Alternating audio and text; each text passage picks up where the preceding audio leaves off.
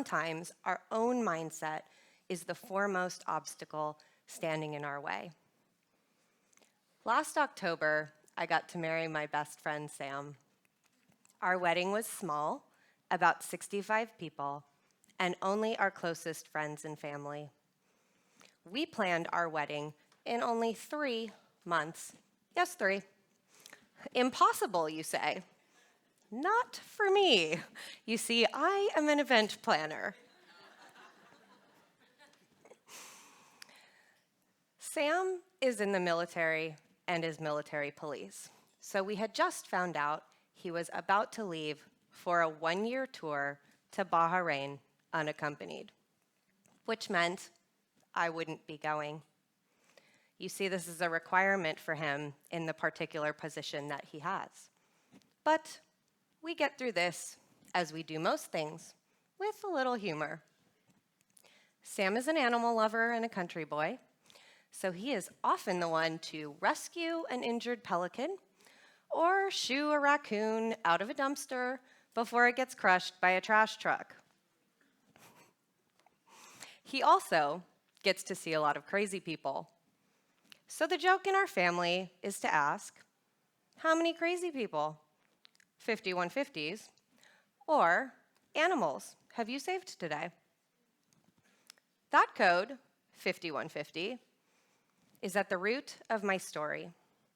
Now, for those of you who aren't Sam or Jen, who gave her talk earlier, you may be wondering what 5150 is. It's the police code for the temporary, involuntary, psychiatric commitment of those who present a danger to themselves or others due to signs of mental illness. And about 6 years before I met Sam, I was one of those individuals. For many years, I suffered with depression, self-doubt, and low self-esteem. I was my own impossible. The stories that we tell ourselves become our realities, our truths, our most deeply held beliefs. And in spite of a supportive family, a college education, and a successful resume by most people's standards, I didn't believe I was worthy. Not of success, not of happiness, not of achieving my goals. The story that I told myself over and over again was that I wasn't good enough. My life felt impossible, and I didn't want to live it anymore.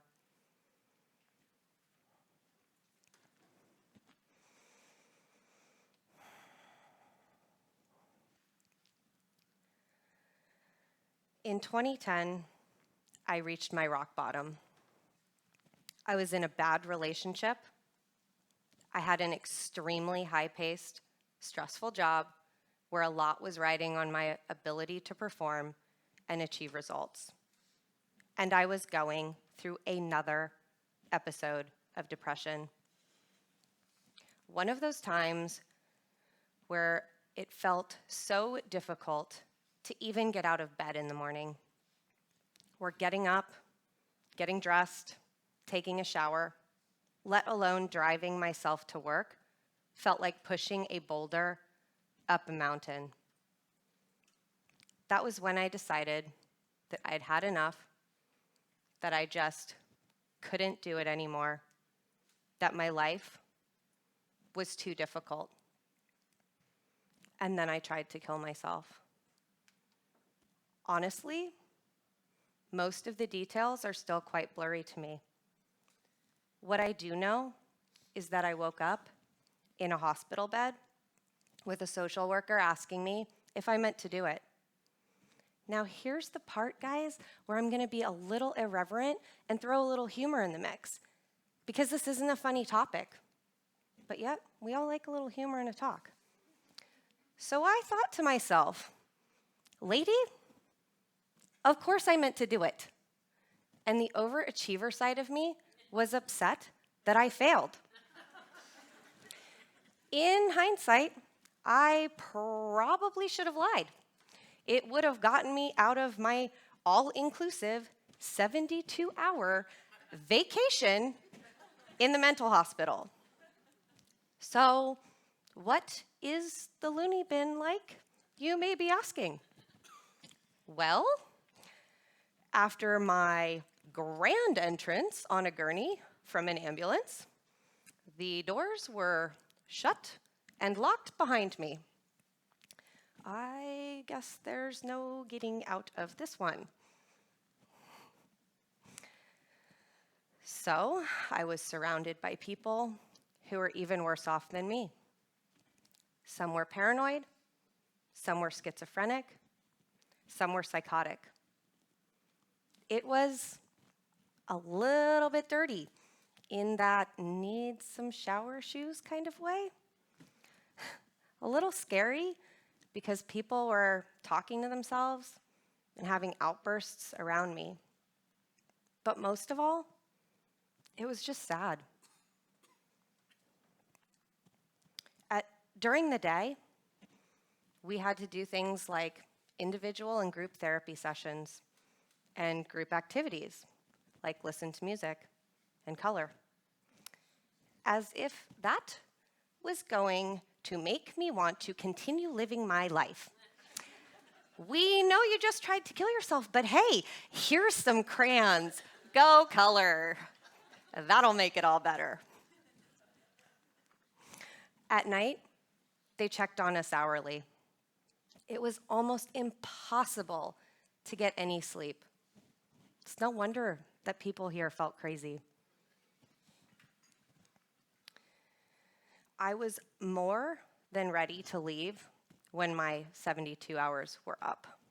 It may have been a mandatory vacation from my life, but it sure wasn't sandals, guys.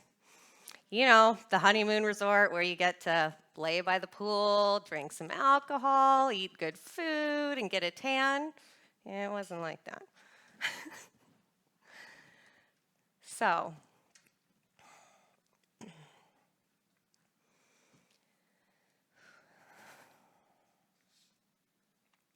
the lesson I learned as a professional was that I don't have to put on a face for my coworkers, my colleagues, my clients every day in order to help my business.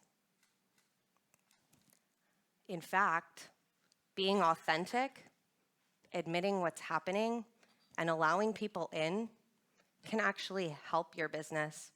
This level of authenticity can actually help.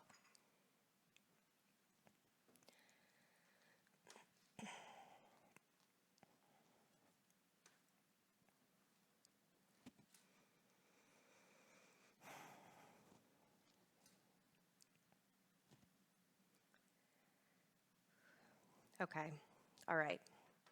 Okay, Jen. So, you had this experience, right?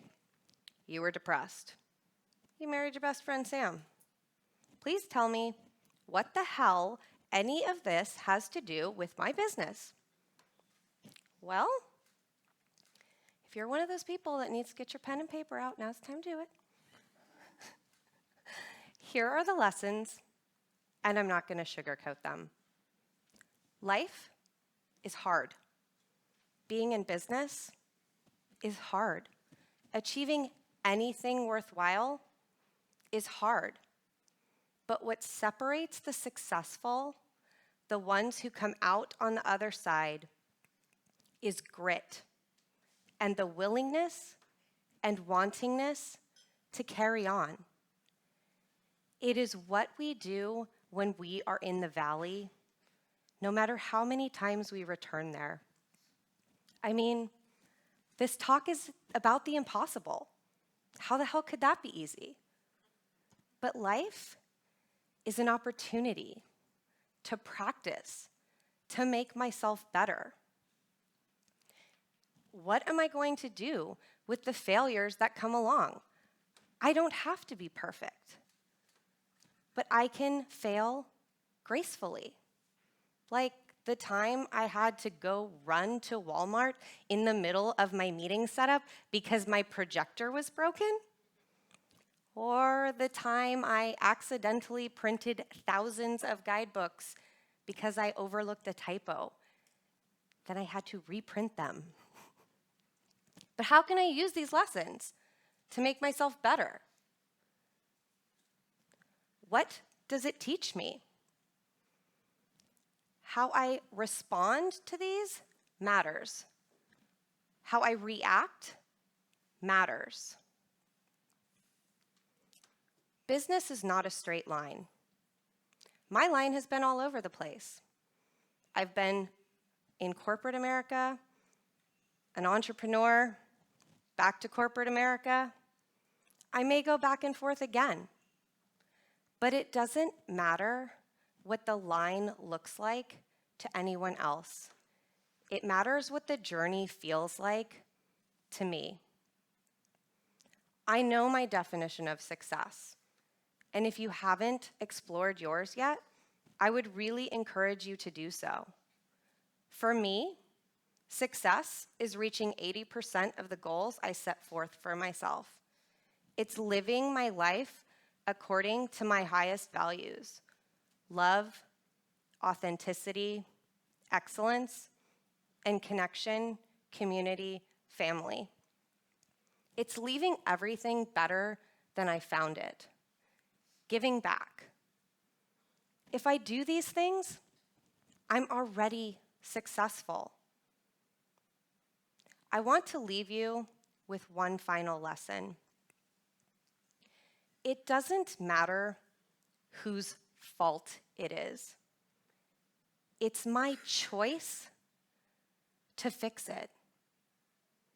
It's not my fault I grew up with a diagnosis of depression, but it is for damn sure my responsibility to figure out how to deal with it and live a successful life. Taking responsibility is seizing my own power. It's my responsibility to accept my depression, to to understand how I'm feeling, and to get on with my life every time.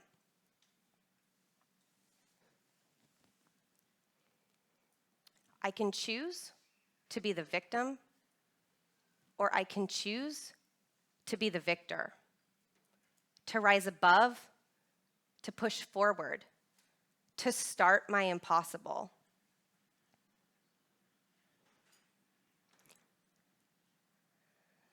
I am worthy. I am smart enough. I am good enough. I am strong enough. I am resilient. Nothing is impossible when I stop being the one in my own way. I was a victim, but now I'm the victor.